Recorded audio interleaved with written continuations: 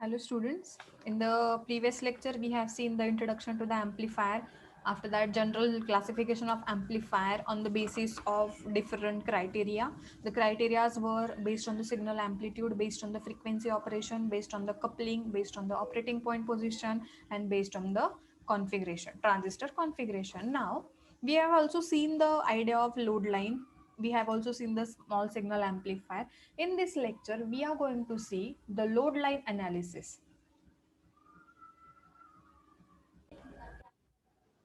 Now, we are going to see the load line analysis, how to draw AC load line and how to draw DC load line. Here, now we analyze the practical circuit of small signal amplifier in CE configuration using the concept of DC load line and AC load line explained above. Correct. Now consider the transistor amplifier in CE configuration. Now, what is CE configuration? It is a common emitter configuration. Now, in the circuit, R1, R2 are voltage divider biasing resistor. Now, just we'll discuss about the diagram only. This is your transistor, which is of NPN type. It has three terminal base, collector, emitter. Base input is given to the base via this voltage divider. Okay. After that, there is a VCC, there is a collector resistor, there is emitter resistor, this is emitter capacitor, this is output capacitor, load resistance, and here you are going to measure your output voltage. This is what is the input AC signal. Correct. Now we have to find out DC load line and AC load line for this transistor amplifier. In exam, if they ask you to find the DC load line of a common emitter configured amplifier, transistor amplifier, so in that case what you are going to do? So here, first of all, I'll teach you how to draw the DC load line. Okay. To know or to calculate or to draw the DC load line, we need to consider this much circuit only. Okay, what is this circuit? There is a R1 and R2 voltage divider biasing. After that, collector resistance and emitter resistance. Okay. Now note one thing: whenever we are calculating DC load line, we need to off all the AC signals. Okay. So here there was a AC signal, and while calculating DC load line, we have removed that AC signal. Okay. Now to find DC load line for the transistor amplifier, we have to consider the amplifier circuit in absence of input signal. So there should not be any kind of input. Okay. Hence, eliminating AC components, we draw the amplifier circuit under DC condition. Correct. Now the simple thing is that whenever you are going to draw the DC load line, there should not be any kind of AC input present. Okay. There should be only a presence of DC, that is VCC or supply. Okay, now if we apply Kirchhoff's voltage law, that is KVL, at the collector emitter side, where is collector emitter? Collector and emitter. So on this side, we have to apply the KVL. What it will be? The entire VCC. What is, just understand one thing: whatever current is going to flow through the circuit is because of VCC only, as there is no input, other input source, right? Now this VCC can be written as, we have to divide the VC. Okay, VCC is already divided and we have to write where that VCC is divided. First of all, VCC is divided in this portion. Okay, secondly it is divided in this portion, and thirdly it is divided in this portion. Correct. So voltage across this part can be written as VC. Okay, collector voltage. As this is a collector terminal, I can write the voltage as collector voltage. But I, according to the Ohm's law, I can write VC as IC into RC. Correct. V is equal to IR, that is voltage is equal to product of current and resistance. That is why this VC can be represented by IC into RC. Okay, so the VCC is equal to first term IC RC. Okay, now secondly, in what is this portion? This is your voltage of emitter to collector voltage. Okay, voltage of collector emitter, that is collector to emitter voltage, that is VCE. And at the very last, here the voltage is VE, emitter voltage. Correct. But emitter voltage, according to Ohm law, I can write IE into RE. So this is IE into RE. Okay, I hope everybody understood this step. After that, what we are going to do, we are going to convert this equation. Suppose let's call this as a equation number 1. We are going to convert this equation in terms of VCE. Okay, originally this equation is in the term of VCC, and we are going to convert this equation in the terms of VCE. Okay, just rearranging few terms, we will get the equation very easily. VCC minus ICRE minus IERE. All right. After that, we know that IE is equal to IC, because like basic working principle of transistor, correct? The area or region of base is very small, that is why whatever current flows through the emitter, that is collected at the collector. So the whatever current we have at emitter, that will be the current exactly same to that of your collector current. Okay, so that is why we are estimating emitter current is equal to collector current. So in the above equation, we will replace IE by IC. This IE will replace by IC. Entire equation will remain constant. Okay. After that, what we get, VCE is equal to, as we can see in the both the terms, IC is common. Okay. So VCC is as it is, minus sign is also as it is. We are taking IC common, so that is why this IC is here. What we are left with in a bracket, RC plus RE. Okay, so this is what is the equation of VCE. I hope everybody understood this. After that, now just you have to remember this equation. VCE is equal to VCC minus IC in bracket RC plus RE. Okay, so in this equation, if I put IC is equal to 0, okay, if I just consider the collector current is 0, in that case, what is going to happen? As this collector current is 0, 0 is multiplied to this bracket, this entire term will become 0, correct? So what we will get, VCE is equal to VCC, correct? What we will get, VCE is equal to VCC. What we have done, we have put our collector current is equal to 0, and that is why from the above equation we get this answer as VCE is equal to VCC. Okay, this is one point of your load line. VCE on this axis, what you have to plot, VCC, correct? And in above equation, if we put VCE is equal to 0, okay, what we have to done, we have to put VCE is equal to 0. So we have to equate VCC minus IC in bracket RC plus RE is equal to 0. In that case, what will happen? See here, we'll get the value of IC, which is VCC upon RC plus RE. You can just solve this equation. It is very simple. Just equate this VCC minus IC in bracket RC plus RE, which is equal to 0, and find the value of IC. This is just simply rearranging the terms. All right. So you will get the second value of IC as VCC upon RC plus IE. On the IC, that is collector current axis, this axis IC. What you have? You have this point as VCC upon RC plus RE. All right. So this is what is nothing but your DC load line. Once you get this point and this point, you have to join these points, and once you join these points, you will be able to calculate your location of operating point or Q point. Okay, so this is how you are going to plot the DC load line. I hope everybody understood the concept of DC load line. Correct? Now, what we have to do next? We need to understand the AC load line, but before that, there is some theory.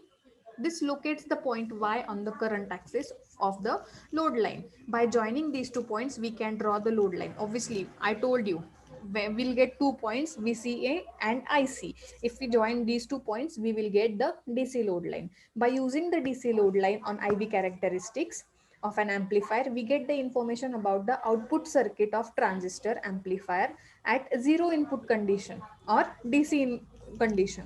What we have done in DC load line, we have removed the entire AC signal, correct? So we will get the information or the signal at the DC condition only. So the operating point Q, what is Q? It is the combination or function of VCE and IC. It can be located on the DC load line with corresponding to VCE and IC values. Okay. So in practical circuit, we can substitute the values of components, power supply, VCC used, and actually we can draw the DC load line, which is useful for graphical analysis of the amplifier in DC condition. So while we are doing this practical, what we have to do, we can just have these two values. Okay, we know the VCC, how much supply we have applied, what is the value of resistor connected at collector, resistor connected at emitter, what is the IC. So we can have all this value. By putting or substituting those values, we can actually plot the DC load line.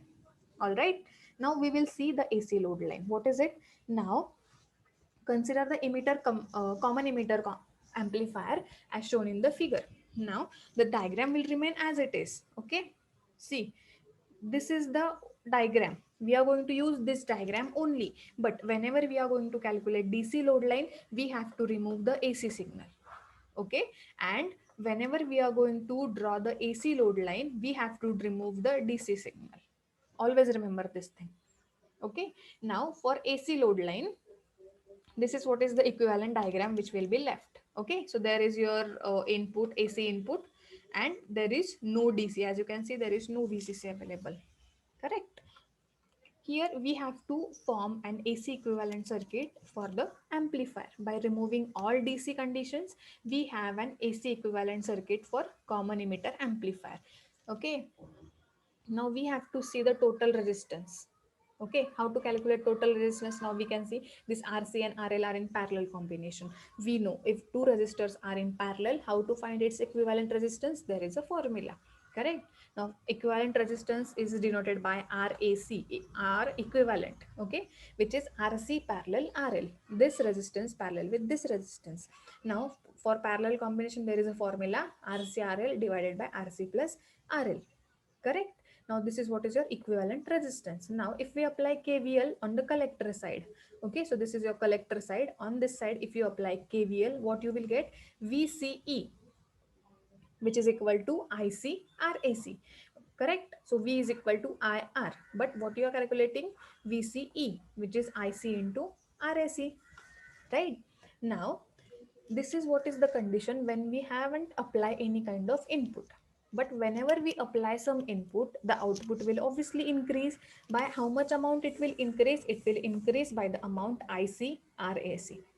Correct. And whatever the collector current we have, that will also increase. Initially it was IC, then there is a addition of VCE upon RAC.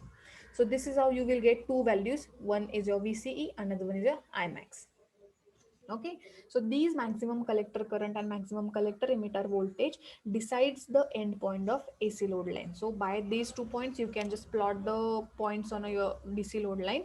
By after that, in practical circuit we can substitute the values and plot the AC load line for the practical amplifier, particular amplifier. Correct. So see what we have got. IC or collector current is equal to IC plus VCE upon RAC. IC plus VCE upon RAC. And the next term VCE is equal to VCE plus IC RAC. VCE is equal to VCE plus IC RAC. Correct. So this is how you can plot the AC load line. After that, thus we have seen that to analyze an amplifier circuit by drawing DC load line or AC load line, we must find out the corresponding equivalent circuit. Correct. So whenever we want to find the DC load line, we need to find its equivalent circuit. Whenever we are going to find AC load line, we need to find its equivalent circuit. Now we have to apply the Kirchhoff's voltage law, and we have to find the maximum collector current as well as maximum collector to emitter voltage with respect to the endpoints and corresponding load line. By joining the 2 points on two particular axes, we will get the load line. All right. So this is all about plotting of AC load line and DC load line. The next point is gain bandwidth product.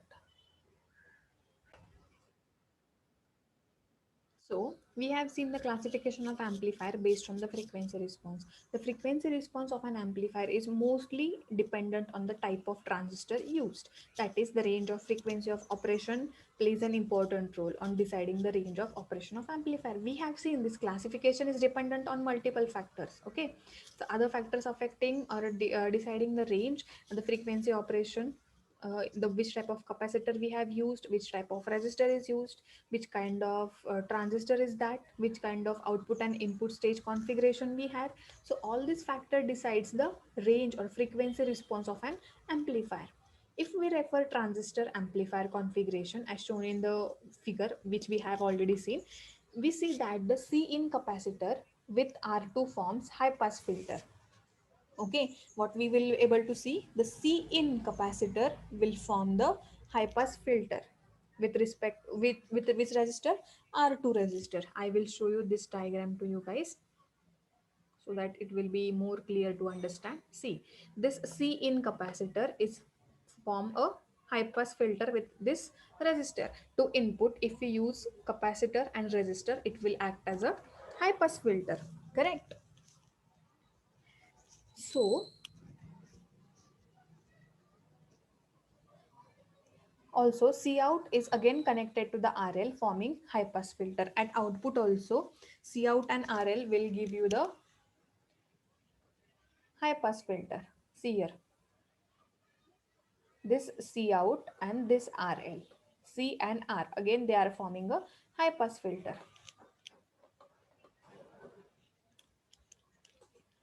Now what we have to consider, or what we have to actually go into, the emitter bypass capacitor is parallel with Re. We know the reactance of capacitance changes with the frequency. We know capacitance, when capacitance is going to change, when the frequency is changed. So capacitive reactance is given by the formula Xc is equal to 1 upon 2 pi Fc. Correct. And this is what you can just plot the frequency response curve of an amplifier. So this is your frequency, this is your maximum gain, and this is how you can just plot the frequency response. So this axis is about the voltage gain. Whatever the highest frequency, that you can refer as a maximum gain. Okay, and this is nothing but your FR, resonant frequency. I will tell you what is resonant frequency, and I will also tell you how to plot that graph. Hence, there is an overall effect on the gain of amplifier when the amplifier is tested for the frequency response. Now, we know that the gain plays a very important role whenever we are just using this amplifier for the amplification process. In the testing, input to the amplifier is kept constant and frequency is varied from low to high range. That is, input is different thing, frequency is different thing, and supply is different thing. What we are going to do, supply and input are going to remain constant, and what we are varying, the frequency. We see that the voltage gain of amplifier varies with the input signal frequency.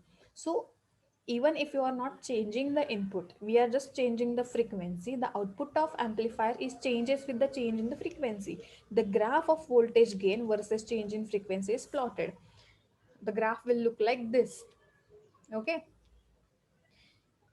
which is known as a frequency response curve of an amplifier. So this graph is called as a frequency response curve of amplifier.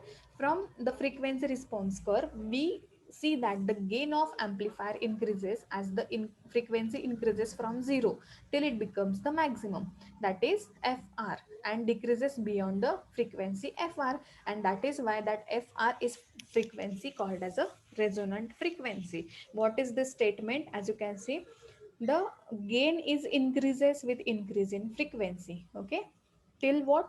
Till this frequency Fr, and beyond Fr it will start decreasing. Okay, and that is why this Fr frequency is called as a resonant frequency. In practical designing of an amplifier, one has to be sure that the gain remains constant. Now, while doing a practical, we need to sure about the thing that gain should be constant. Okay, the gain of amplifier should not vary. As an example, for audio amplifier, the gain of amplifier should remain constant between the frequency range 20 Hz to 20 kHz, because it is the range of voice frequency, such that the audio signal will be uniformly amplified. And if the gain is constant, then only your signal will be uniformly amplified. Otherwise, if gain is unstable, then frequency will not be, or audio signal will not be uniformly amplified. To design such amplifier, bandwidth of amplifier is decided from the frequency response curve.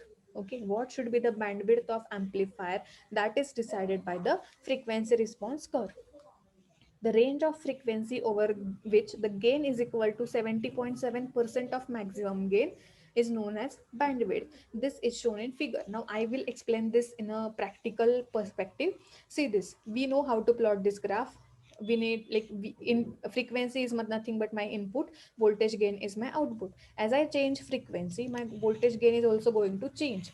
It will increase till the resonant frequency. Beyond resonant frequency it will start decreasing. Okay, so this is my maximum gain, and if I just multiply this maximum gain by 70.7 or 0.707, then I will get the maximum gain of the ratio 0.707.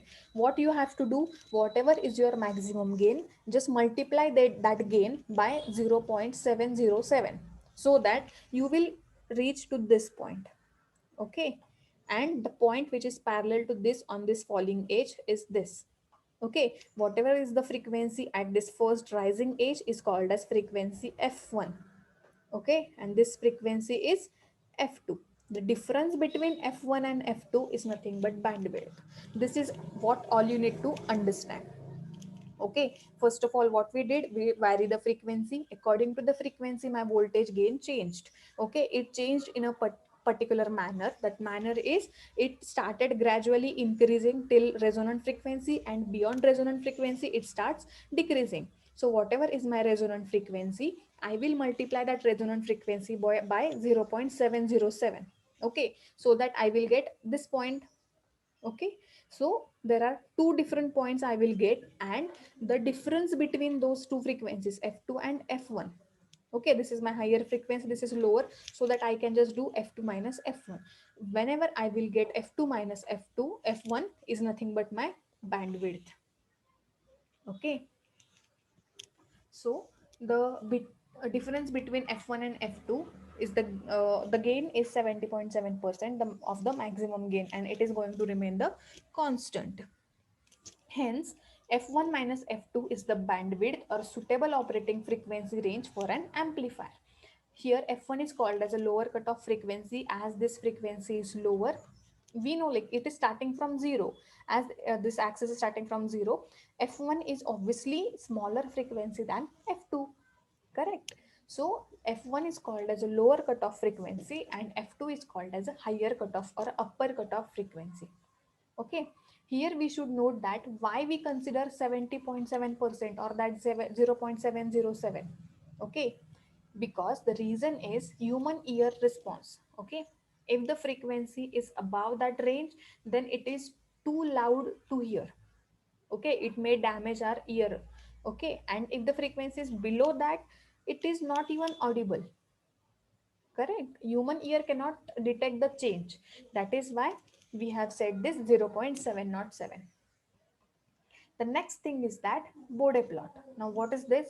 In order to study the frequency response of an amplifier, the gain of amplifier is plotted for the different frequencies.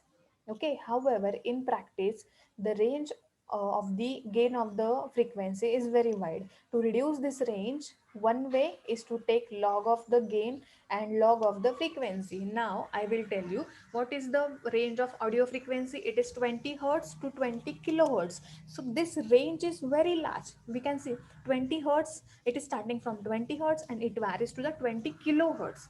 So this range is very large, and we cannot implement that large scale on a graph paper.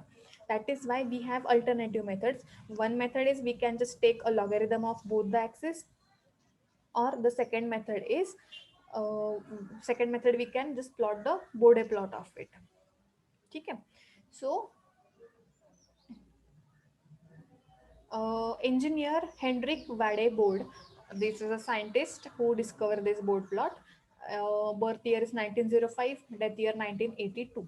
Okay, while working at Bell Labs in the United States in 1930s, devised this simple but accurate method for studying the frequency response of circuit, and here hence bear the name Bode plot. And like this method is discovered by the scientist, that is why it is have its name. uh, a Bode plot is a graph of logarithm of the transfer function of a linear time invariant system versus frequency, plotted with the log frequency axis. It shows it shows the system frequency response. If the gain of the system is plotted against the frequency, it is called as a Bode gain plot. A Bode phase plot is a graph of phase versus frequency. This is a general information you should know about the Bode plot. Okay. After that, we have to study the Nyquist criteria. Nyquist criteria is what? The Nyquist criteria can tell us the information about the frequency characteristics of the system.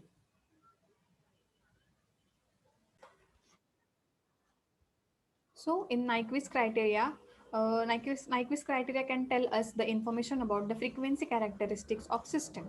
So whatever the characteristics that system have related to the frequency, that can be known by the Nyquist criteria.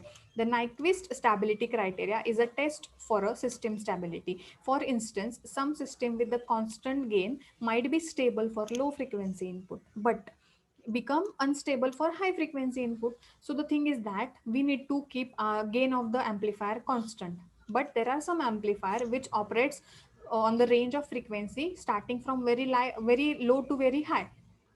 Okay, and the operation of amplifier, operational amplifier, sorry, amplifier will give you the stable gain for the low frequencies, and it will vary its gain for the high frequency. In such situations we need to check for the constant gain.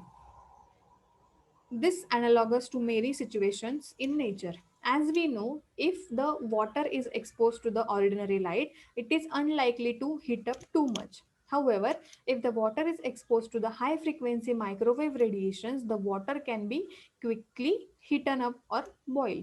What is this? This example gives you the proper explanation of Nyquist criteria. If we put water in a normal light, it is not going to heat up, right? But if we put that same water in a microwave frequency radiation, then it will boil. So this is what is the difference. Water is same, amplifier is same, but it will act differently in different condition. Correct.